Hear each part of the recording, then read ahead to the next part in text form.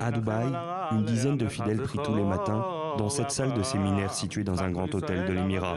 Ce juif orthodoxe américain dirige la prière du jour. Il est l'un des fondateurs de la communauté religieuse locale. Avant les accords d'Abraham, la communauté juive avait déjà l'essentiel. Nous étions acceptés, tolérés et organisés aux Émirats.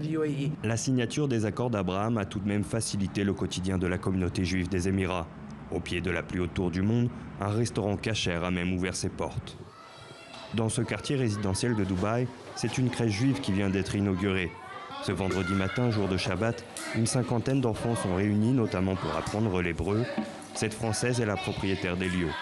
C'est un établissement unique, puisqu'il est le seul. C'est historique de pouvoir inaugurer une crèche juive, laïque, mais juive quand même, ici aux Émirats Arabes Unis, à Dubaï. Dans le Golfe, ça n'existe pas, nous sommes les seuls. J'espère les premiers, j'espère que d'autres vont suivre. Donc nous sommes évidemment très fiers et très heureux de pouvoir célébrer ça aujourd'hui. Grâce au développement de la communauté, des centaines de familles juives se sont d'ailleurs installées aux Émirats. Ce Belge de confession juive vit quant à lui à Dubaï depuis bien plus longtemps. Avec la normalisation des relations entre les deux pays, ce diamantaire peut désormais commercer directement avec Tel Aviv, l'autre grande place du diamant au Moyen-Orient. Mais pas seulement. Il a aussi créé une société de conseil destinée aux investisseurs israéliens peu familiers avec les codes de la région. Mon partenaire, c'est un partenaire émirien, donc il connaît bien la mentalité. Moi, je connais bien la mentalité israélienne, donc ça se complète un peu.